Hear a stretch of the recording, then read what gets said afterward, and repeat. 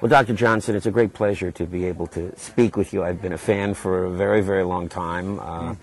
And, of course, you've written an extraordinary trilogy of books. Thank you. Beginning with Blowback and then The Sorrows of Empire.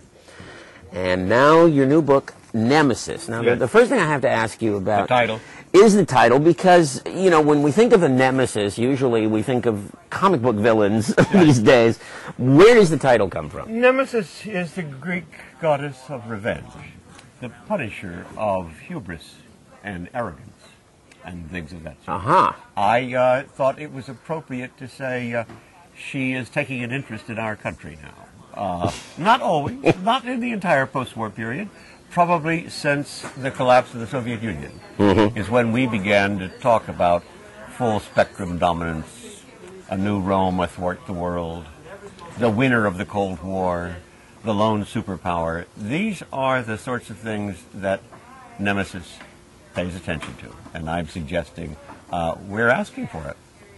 Well, that went on, of course, the collapse of the Soviet Union happened, and George Bush's daddy's watch. Right, yeah. And then we had Bill Clinton. Right.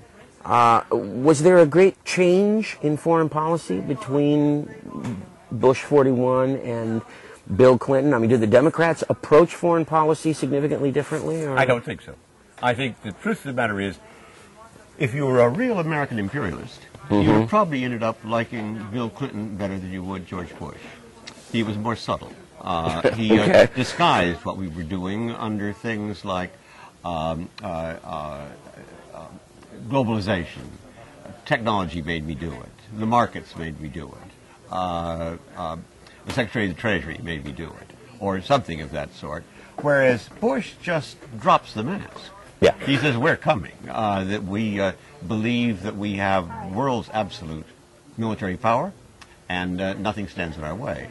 This was too unsubtle. It inevitably forces the rest of the world to begin to conspire against us. But in that sense, I don't think there was a huge shift in foreign policy. There remained this real confusion in America of what the collapse of the Soviet Union meant, what we should do about it, and above all, the misapprehension that we won the Cold War.